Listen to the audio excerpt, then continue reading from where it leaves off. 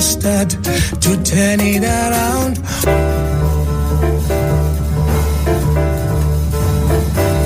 If we all could love one another, all the world could be as one. Just take time to love one another, all the world could be as one. Black man, white man, standing together, no more fighting to be done. Yellow, red man, dancing together, all the world could be as one. And good morning. This is Joni. Welcome to Heal DC. Today is Monday, July 8th, 2024, and we are spending the hour today focusing on the corporatization of healthcare, the increasing corporatization. But before we jump into that, I want to just say, for those of you who came out last night to the magnificent event, Roots Rock Reggae or Reggae, a reggae event, it was quite something. It was wonderful to see all the listeners who appreciate WPFW. But again, today we're talking about the corporatization of healthcare. This discussion is a prelude to a special tomorrow, a radio forum tomorrow night, Tuesday, from 6 to 8 p.m. And the official title is Reversing Healthcare Access Crisis, the Crisis for Underserved in D.C. Radio forum on Unity, healthcare clinics, and the D.C. jail. There are going to be healthcare providers on, community folks, and programmers. And so we'll be really digging into that tomorrow. But today we thought it would be important to spend time on the underlying issue of how our healthcare system is getting increasingly, moment to moment, more and more corporate and less focused on the patients. So we have two very magnificent and important physicians who will be with us for the hour. And we also have two patients. The two physicians, one is the president of the Union of American Physicians and Dentists, who is co-sponsoring. That union is the union that represents the largest amount of physicians in the country. And the union is co-sponsoring our special tomorrow. And the president's name is Dr. Bussey. He's calling in from California. We'll put him on in a moment.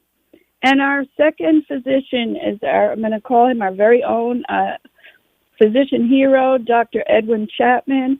He has practiced in D.C. for over 40 years, specialized in internal medicine and addiction medicine, graduated from Howard in 1973. The last 20 years, he's focused on the complex mix of addiction, untreated illness, infectious disease, criminal behavior, and chronic disease, which all these things contributes to shortening people's lives, particularly Black people, for at least 25 years. He is very involved with us in the community, and we're thankful to have him on. Our two patients, many of you may know both of them. Kimon Freeman, who is an activist with React Radio and much more. He's going to be telling his story of what happened to his sister due to inadequate care.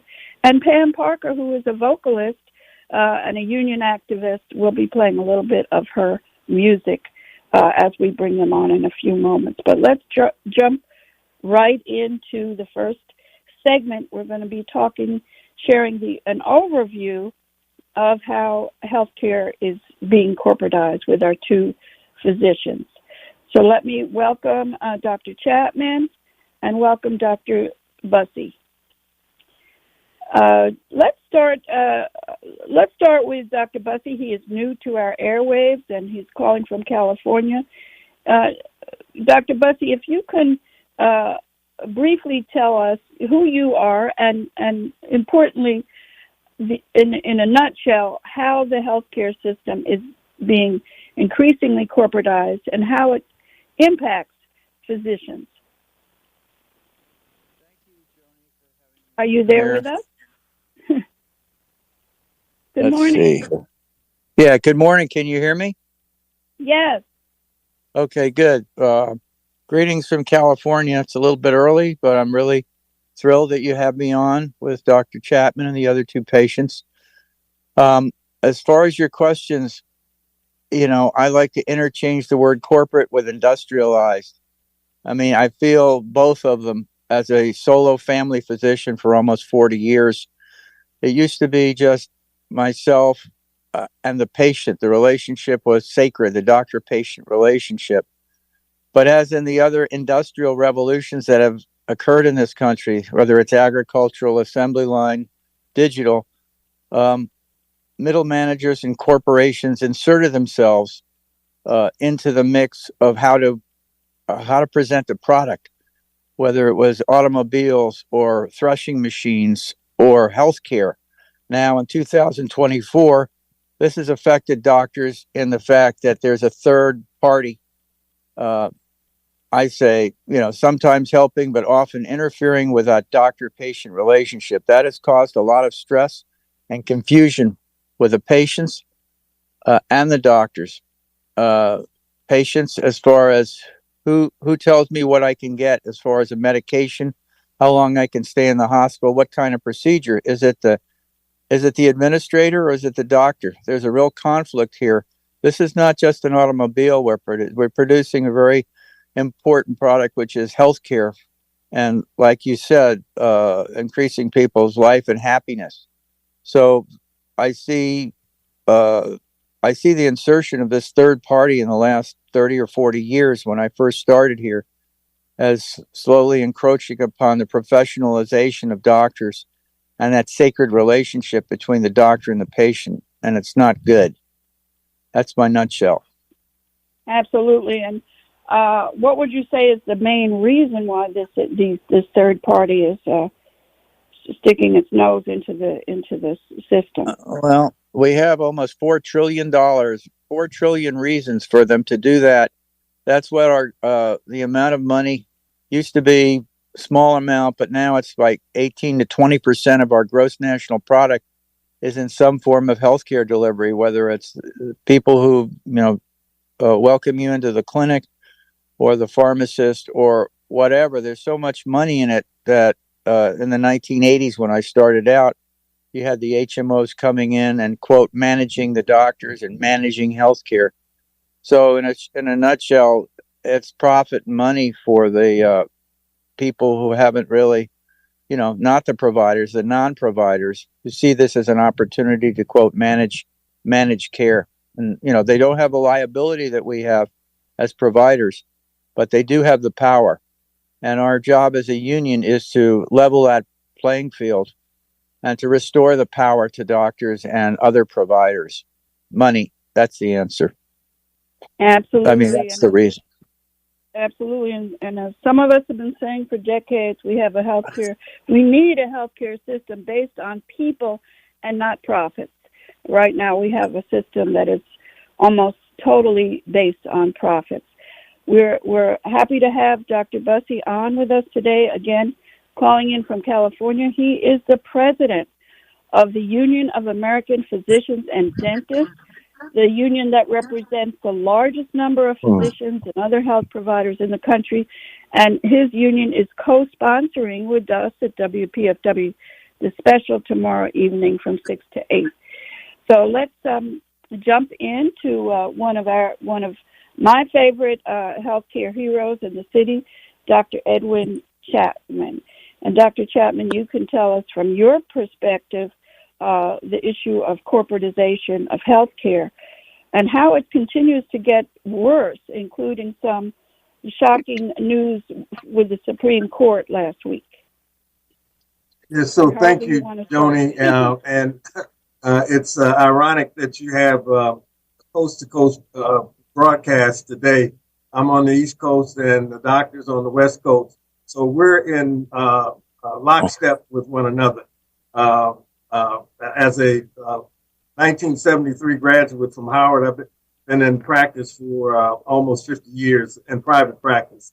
And just as he indicated, everything has changed, and it's all about money, and it's all about middlemen taking money for hedge fund investors and PBMs or farm benefits managers, people who have no liability, never see a patient, but it's a simple way of making money on the work that we do.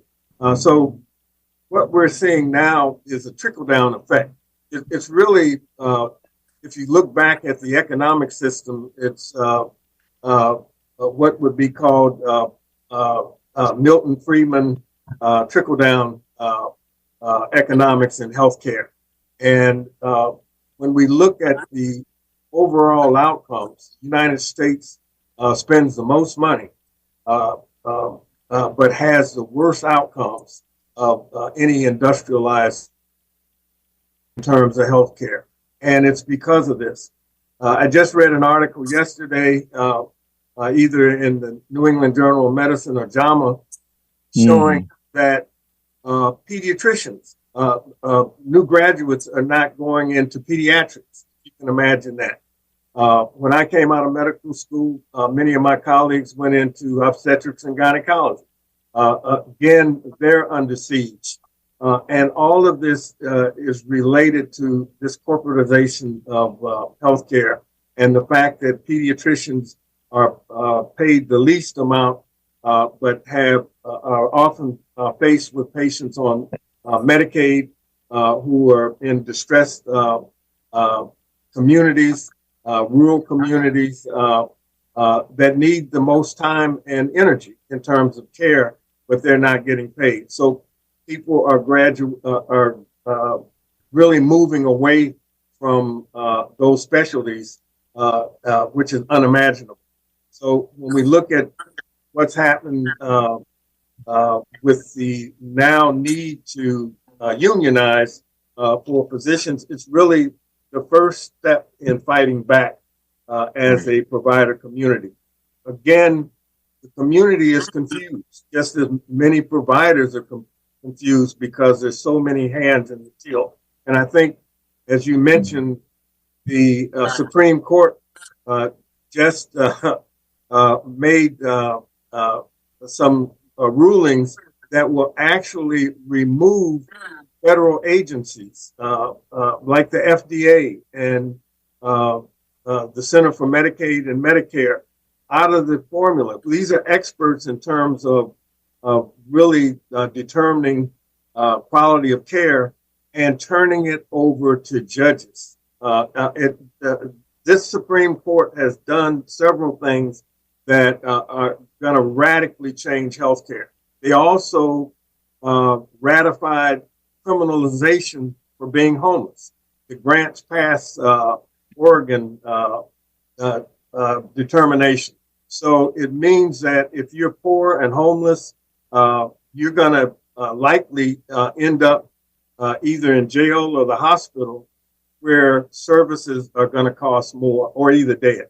So we're really in a very, very dangerous conundrum right now in healthcare, and the community needs to wake up and fight back. Absolutely. And as listeners, many listeners know that Supreme Court, many of the folks on that Supreme Court were appointed by Trump and Republicans, and they've taken over the court. So what Dr. Chapman just said is extremely important. This was rulings that just happened last week or the week before, very recent rulings. And also it's important for people to know that, as many of you do, some of you don't, that despite the fact that we're the richest country in the industrialized world, we rank almost at the very bottom of life expectancy. I think we're number 38 now, and our life expectancy rate is going down. So these, along with other issues, are priority issues for us to be organizing around, and that's one reason why we're having this special forum tomorrow. In a few minutes, we're going to jump in with our patient representatives, but before we do that, do either of you, Dr. Bussey or Dr. Chapman, have any other comments before we hear from the patient side? Yes, I just want to echo what Dr. Chapman said about judges and the law interfering with medical decisions. Out in California in the prisons, we've had a medication assisted program. I know Dr. Chapman's involved in addiction medicine. They rolled out in the California prisons bupropion, Suboxone treatment for opiate addiction several years ago. Our union um, very much wanted to be part of the decision making on who would get this very important drug. And um, there's a receivership run by district court out in California. They're making the decisions. The staffing out in the prisons has been woeful for the last 25 years. The prisons were under an order to get at least a certain percentage of staffing there, and it's a sort of a volleyball game between the receiver and the judge. We've been fighting this thing for quite a while. This lawsuit, it's called the Coleman lawsuit, and when Dr. Chapman mentioned the judges getting involved in healthcare and the removal of the FDA, it just harkened me back to what's happening on a mega scale out in some of the addiction problems we're having in the prisons in California. So I agree with what Dr. Chapman said. Doctors have to take back medicine. It's their profession, not the legal profession, that should be making these decisions. And it's not the banks either that should be in charge of health care. And we're going to be hearing a lot tomorrow about the situation with the D.C. jail, which has been a problem for quite a while. Okay, we're going to transition now into hearing from I'm calling them our patients, but they're also our activists. And Magic Mike, if you can have that song queued up. Of course, we're Jazz and Justice Radio. And one of our guests who's going to be talking about her son is also a vocalist. Many of you may know her, Pam Parker. She sings with the D.C. Labor Chorus, the Baltimore Labor Chorus, and much, much more. We're going to be playing a little bit of her song, Dreaming of a City by Peter Jones, and then we're going to be speaking with Kimon Freeman and Pam Parker, their perspective on the corporatization of healthcare. So let's hear that music. Dreaming of a city where all of us have work to do. Paychecks every Friday and a home to go home to. A roof above our heads, a welcome mat at the door. I'm dreaming of a city where none of us are poor.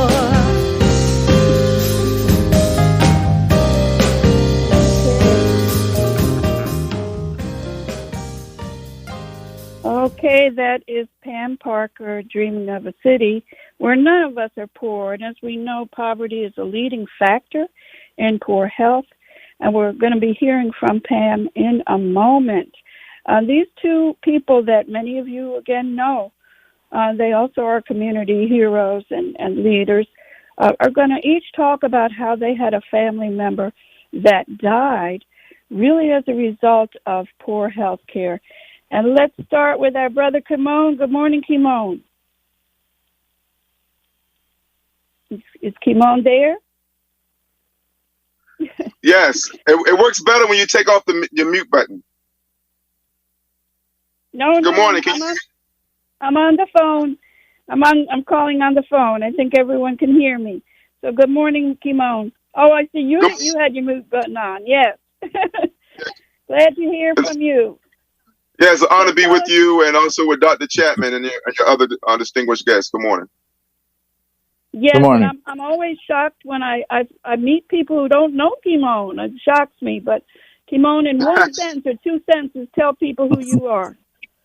It's Kimon Freeman, angry black man in therapy, artist, activist, co-founder of We Act Radio on the radical side of Martin King Avenue, and also a D.C. statehood Green Party candidate for D.C. delegate to throw Eleanor Holmes Norton a retirement party in November.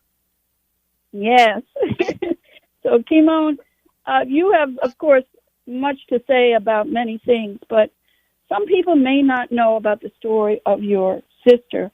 If you can share what happened and how her death was really a result of corporatization healthcare.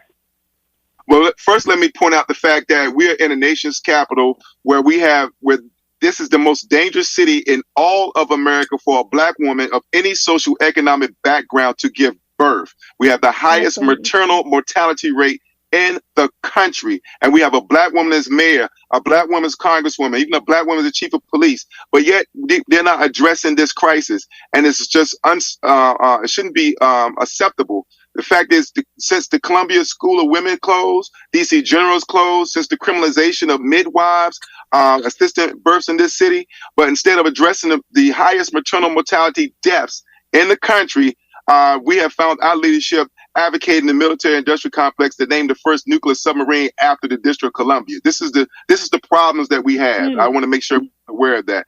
Now, today is July 8th. It would have been my sister's 51st birthday if she was still with us. If she did not confuse, as many people do, with health insurance and health care. They're not the same thing. Insurance is just that, insurance. They cover some things they won't. You may be left out in the cold with a thin sweater with insurance. We need health care. And what happened with my sister, she was in a car accident. She was T-boned. She wasn't seriously injured. But they did have to cut out the car because she was pinned. Her insurance stipulated that had she gotten to the hospital unconscious, they would have been required to do a full body examination on her. But because she was conscious when she arrived at the hospital, they was only required to provide care to her express elements. She was complaining of her shoulder and her neck. So they addressed that. She went home undiagnosed with a small fracture, a millimeter fracture into her liver. She was dropping like 2 or 3 drops of blood.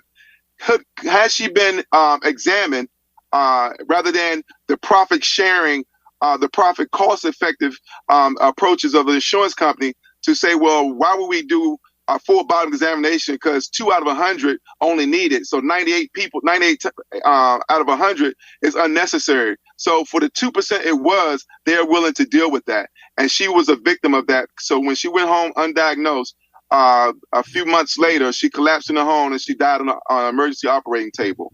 And when my family tried to sue, the insurance company threw everything at them but the kitchen sink, including the kitchen sink, I should say. But there was a very ethical lawyer that told my mother that he could not, in good faith, accept her little $5,000 retainer fee if she wasn't prepared to spend $50,000, because that was what it was going to take to get them across the finish line and their day in court. And he warned her that even if she did that, and that even though she's right, and he believes her to be right, that she could still possibly lose. And if she lost the case, the insurance company would then countersue her for more than $50,000 that they spent on their lawyers, and she could lose her house and everything she worked for. And this is how they keep the 2% out of their 100 quiet and silent about their suffering, and business as usual continues. Kimon, tell us what year we were sending your sister blessings on the day that she was born. Tell us what year was she born? My sister was born July 8th, 1973. 1973. And what year did she leave us physically? She left us in 2017. She was 44. Well, we're thankful that you are sharing her with us. Say her name again. Her name was Letitia Bryant. Letitia Bryant, we applaud you, and we're thinking of you on the day of your birth. We're thankful you're on the air with us right now. Let's see. We have time now, I think, to jump right into Pam Parker. And again, you just heard Kimon Freeman. Those of you who do not know Kimon, shame on you. He's an activist that you should know, does many things, and we're happy that he's here with us in this fight for health care for people and not for profits. Thank you, Joni. But they can learn more from Freeman, the number 4 Congress.com. Freeman, the number 4 Congress.com. Thank you. Okay, and stay on with us because we're going to, after we hear from Pam, and we're going to jump back with the physicians to make some comments. Pam Parker, welcome. You are also a treasure that we have here in Washington, D.C. as a singer, activist, vocalist. You will hear the end of your song, the whole song at the end of the show. But tell us a little bit who you are and about your son. I'm a retired electrician and a vocalist, as you mentioned. But I'm on to share about the tragic and unnecessary, I think unnecessary, loss of my son Damien. Tell us a little more about you, Pam. Are you from Baltimore? Or are you from D.C.? I was born and raised in D.C., right in the neighborhood. I was born in Petworth, near Mount Pleasant, that area, and I lived there for most of my life. But I'm in Bethesda right now, but I'm from D.C. Okay, and you were a union member, and you are and a journeyman electrician, but I'm retired at this point. Yes, and you've recorded several albums, beautiful music. You sing with Lucy Murphy, Elise Bryant, and many others. And by myself, I have a band. Yes, yes, yeah. you do. Beautiful band. So, okay, tell us your son. What was your son's name, and when was he born? His name was Damien. He was born June 10th, 1978. I'm only 16 years older, so we're very close. And I'm certain that the lack of care and indifference he suffered hastened his death at the end. He's been a diabetic since a child. He was type 1. And I'm also certain it was due to our profit-driven healthcare system. With all the advancements in science, we know that people can live for many, many years with chronic diseases. And technically, he died of chronic kidney disease. However, he was on dialysis, and we know that dialysis is often a sustainer of life. He shared what a party it was whenever one of the dialysis patients would return from a hospital or nursing home after a successful treatment of, the many complications they suffer. Most of the people Damien shared dialysis with were in their 80s.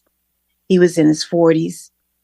Damien was their surrogate grandson, and I can't describe the deep gasp and the painful howls that accompanied my telling them that he was gone. This was very recently. He died in January. Folks should know that DC has one of the highest rates of CKD, chronic kidney disease. That's right. In the world. Yeah, I didn't know that. I found that out recently. In the world, folks, and we've been saying this for decades. DC has one of the highest rates of kidney disease in the world. Right. I'm sorry, Pam. Keep going. No, that's okay. And if you don't have health care or you're homeless, as been mentioned, you have an even more impossible chance of surviving CKD. In Damien's case, even when you do have health care, things must happen perfectly for you in order for you to survive. You need a knowledgeable and strong advocate. You need a team of doctors who are motivated to fight for you, and oftentimes a community behind you. Still, it must make sense financially for them to keep you alive. And this system requires you to justify your life at often the weakest point. Then you must, put the scarce programs in place to cover the cost of extremely expensive surgeries and anti-rejection drugs. A kidney transplant is $500,000, for instance. One of the drugs for anti-rejection is $1,000 a month. So you depend on these programs, and they just charge. I guess they're charging the government. I'm not sure who they're charging, but somebody's paying it for it if you're lucky. Damien was denied these drugs in the health facility he ended up in. They said they were too expensive. And so I was in the process of setting up hospice for him at home when we lost him. I bought him the anti-rejection drugs to the facility, and they said it was self-medicating. They would document everything to cover their own asses. Mm-hmm. Because my home doctor told me to do that. He said it was common that people would bring their drugs from home because these places often didn't cover them. There was, the hierarchy of skill was the cheapest possible. Most of the workers were low skilled and low paid aides.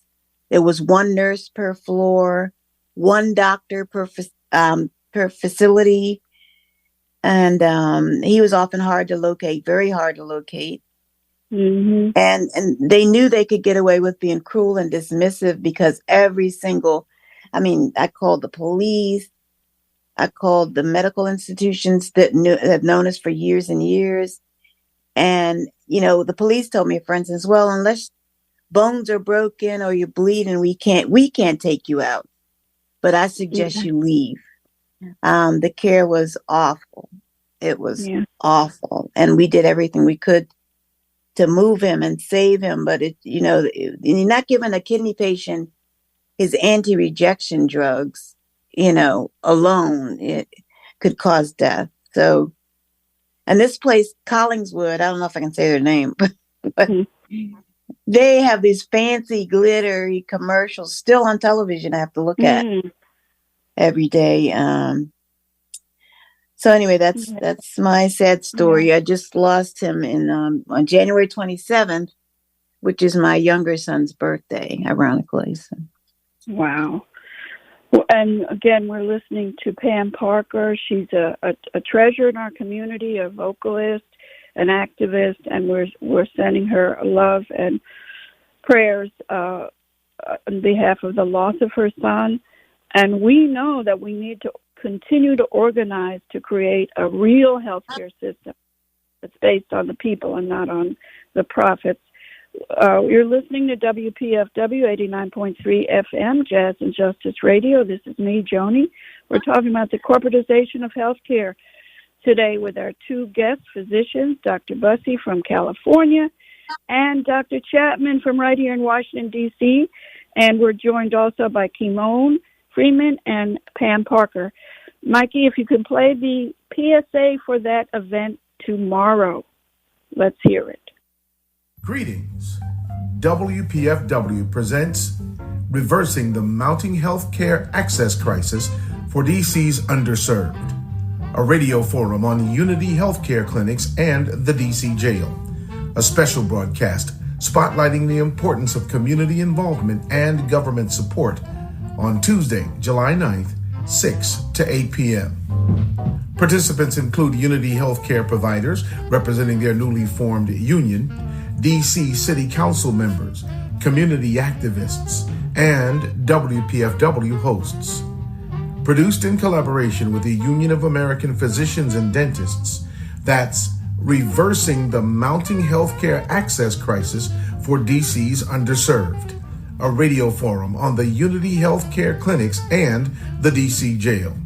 Tuesday, July 9th, 6 to 8 p.m. on WPFW. Building a better world, one broadcast at a time.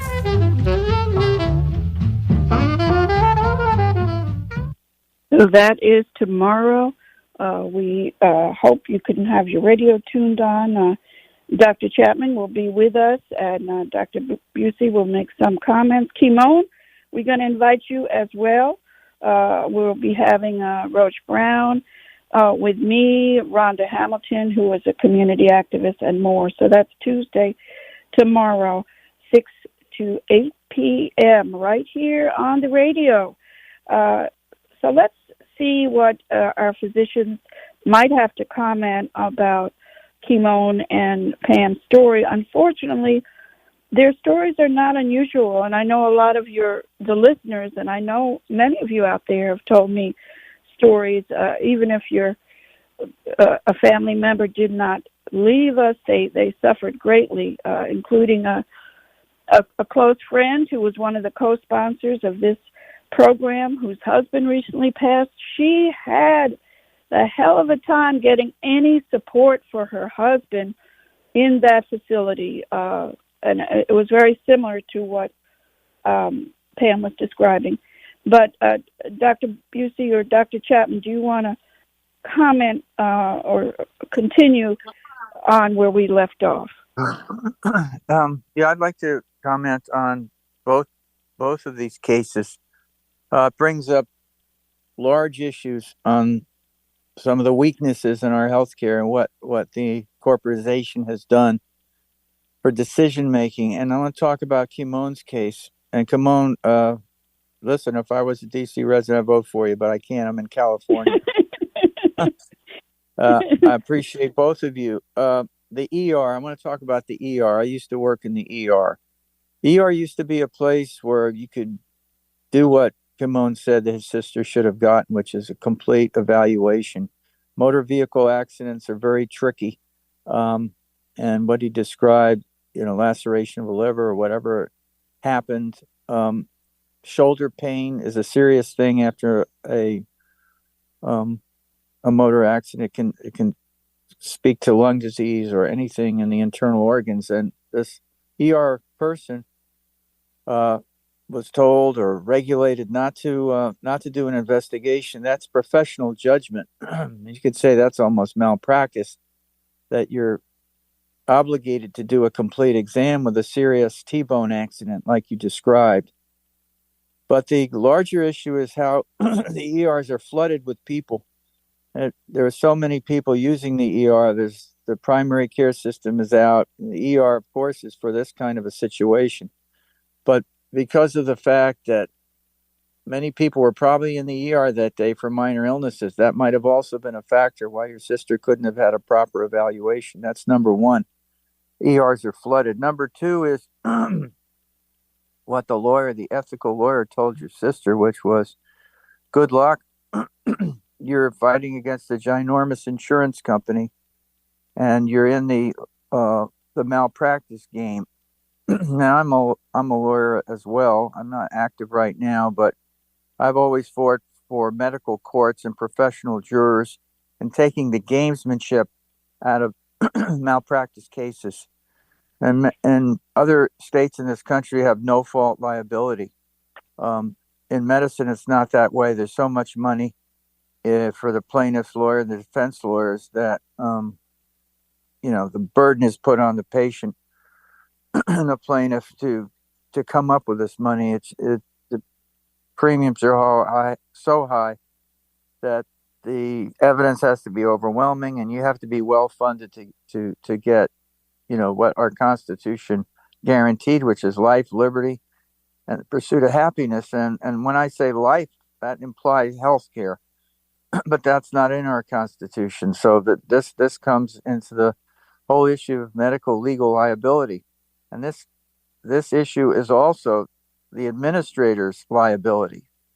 But they're not in that chain of commerce. It's the doctor and the hospital. But what if there was a world, especially with you, Pam, where the administrator denied providing the medication? That indirectly or directly led to your son's demise. And so my dream has been to get legislation and bills to hook the liability on the people that make these terrible decisions. Why should it be the providers who are hamstrung by these policies? It should also be the administrators who make these policies that should be liable. And so that's what I jumped out about your son's death. I'm so sorry for your loss. And also Big Pharma, they're sitting there with billions of dollars. They could have easily provided that money. Absolutely. To get the medication for your son. So these are the mega issues that are really causing these problems. The flooding of the ERs, the gamesmanship of medical malpractice, and the costliness of getting into that game. There are solutions to both. Medical courts, no fault liability, and also ascribing liability to the people who make these terrible policies. So that's what my observations are. Absolutely. You're listening to WPFW. We're focusing on the increasing corporatization of healthcare in this nation, richest nation in the world. This is me, Joni. We're joined by two physicians, Dr. Chapman and Dr. Bussey, calling in from California. Dr. Chapman right here with us in the community. And two activist patients, Kimon Freeman and Pam Parker. And I must say, Dr. Chapman has emphasized that tomorrow night, one of the things that will be discussed is the critical importance of community organizing to fight for the healthcare clinics, to fight for a healthcare system, and not only community activism, but in the case of DC government oversight, and we'll talk about that tomorrow. We have these Unity healthcare clinics. The DC mayor, not to mention all the city council, should be right up front dealing with what is happening to this system of clinics that serve the underserved. But Dr. Chapman, what would you like to say in response to what Kimon and Pam said, or anything you'd like to say about what we can do to fight for a real healthcare system, not a system based totally on money? So thank you, Joni. And I think we need to look at a satellite view of what's really happening. You'll see ads on the television over and over again for what's called Medicare Advantage plans. These are private health insurance plans that came into the market primarily to compete with so-called fee-for-service Medicare, which was the only thing available in the Medicare arena when I started practicing. And you also hear about Medicaid managed care organizations. Again, often private entities that are sold on the stock market. So when we look at the overall healthcare system, imagine 5 to 10% of patients spend 50% of the healthcare dollars. And most of those patients are in the Medicare or Medicaid arena. So let's start there. And who's on Medicare and Medicaid? Well, senior citizens who retired, and of course with Medicaid before, black or white, and so that accounts for the largest portion of our healthcare system. And what has happened is these companies have gone after these patients because they know that there's very little regulatory oversight in most markets and most states. So you can imagine they really fight over getting these patients, and the reason is because they know that they can play corporate games and make money or take back money or underserve and keep money and without any regulatory oversight. So that's the big picture, and we call that cherry picking and lemon dropping.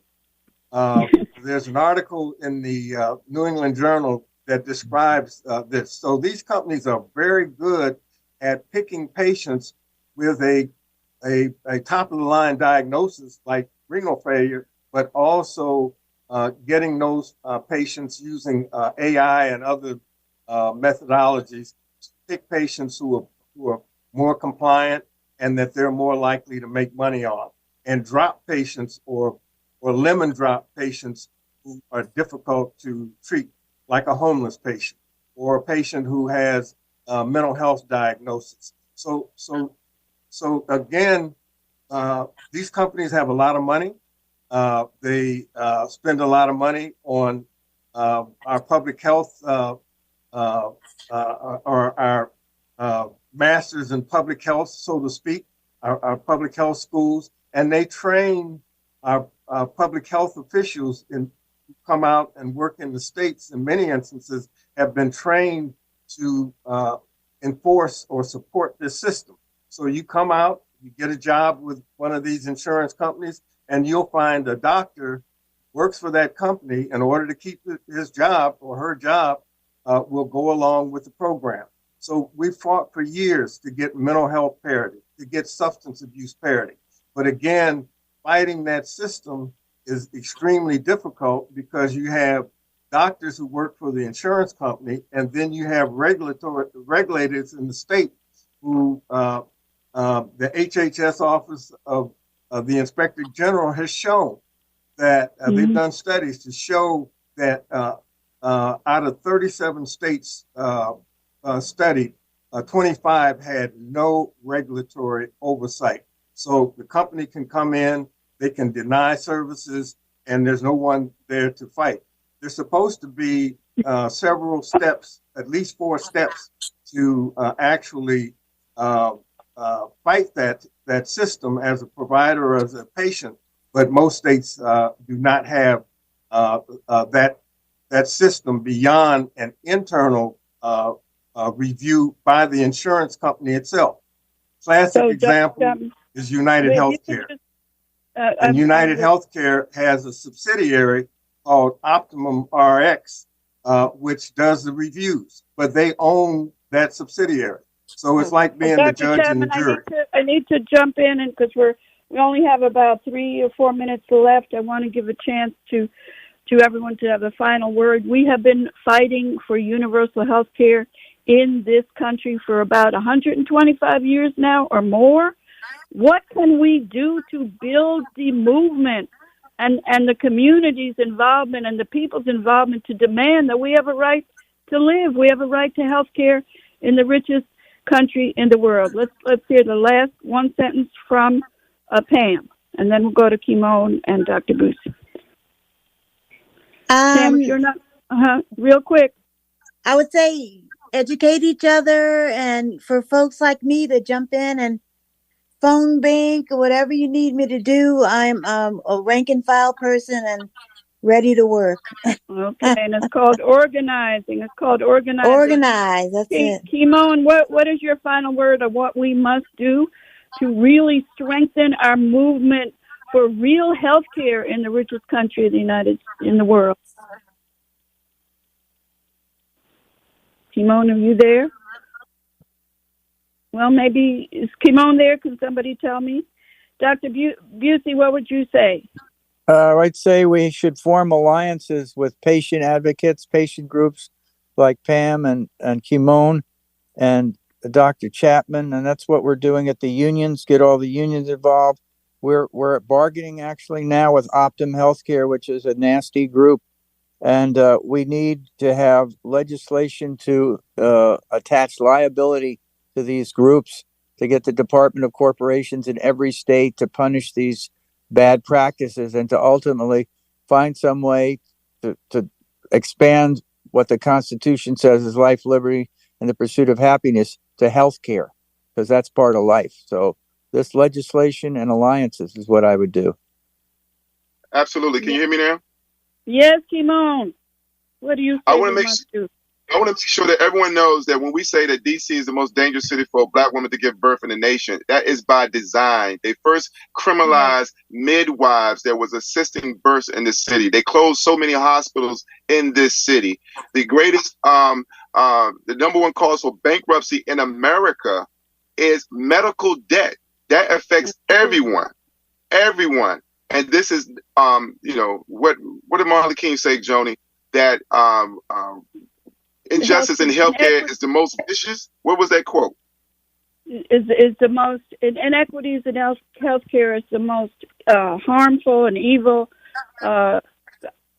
issue we're dealing with. Basically, Dr. King said that in Chicago in the '60s at a national convention, a medical committee for human rights. That group was later put on the COINTELPRO list. And Malcolm X has a great quote, too, and I need to really record it, but it says, if the difference between illness and wellness is we. And that means that we need to be organizing to demand that we have a right to health care in this richest country in the world. And Kimon, is that absolutely right? And Kimon, you know, we started this show in 1992. It was an outcome of fighting for to keep DC General open. We had a large community group, and we turned it into a radio show. And we were saying these things, that we created the show because of the horrific health care issues in this city. We have the worst outcome. Back then, we had the highest rate of infant mortality. We're not the highest anymore, but as Kimon said, highest rate of maternal mortality among all women. It's Black women in the country. We need to organize around this issue. Ms. Joni, thanks for doing this, because I learned so much just listening to that. I did not know we was leading the world in kidney disease. So thank you for educating us on that. And I just want to make sure that your audience knows that right here in the nation's capital, there's a 20-year life expectancy difference between your zip codes. Right here in the same city, a 20-year life expectancy difference based upon your zip code. This is life and death. And our people, our elected officials are representing us, but they're not serving us, and we need to address that. And again, this is Kimon Freeman, the number 4, Congress.com. Thank you all for what you're doing to change this system. That's right, and this is why we created this particular show, To Heal DC, many decades ago. And we still have the same issue. We want to thank our wonderful engineer, Magic Mike. Thanks to Hey, Joni, I'm sorry. I forgot to mention the Alliance for Retired Americans. It's a national group working on healthcare, and I didn't mention them. Yes. I'm sorry. Unfortunately, we used to have them on all the time. They will no longer take a position on universal health care the way they used to. So, fortunately, yes, that's good to know, but we need to do a lot more work. They've personally told me they could no longer speak out in favor of universal health care. But thank you, Pam, and thank you, Dr. Busey, for calling in from California. Thank you. And we'll hear from you physicians tomorrow as well, together with hopefully Roach will be on, and Ambrose may jump in, and Rhonda Hamilton, who is a community activist. Again, tomorrow from 6 to 8. We can hear the PSA again real quick, and then we will go out listening to the entire song of Pam Parker's Dreaming of a City where healthcare can be free. So join us tomorrow, 6 to 8 p.m. Greetings.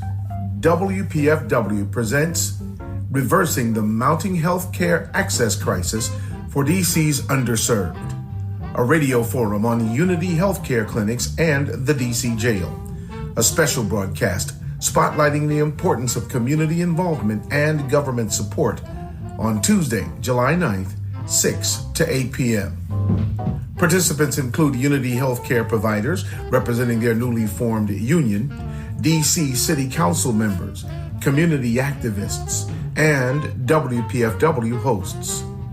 Produced in collaboration with the Union of American Physicians and Dentists, that's Reversing the Mounting Healthcare Access Crisis for DC's Underserved, a radio forum on the Unity Healthcare Clinics and the DC Jail. Tuesday, July 9th, 6 to 8 p.m. on WPFW, building a better world, one broadcast at a time. Where hospitals are free.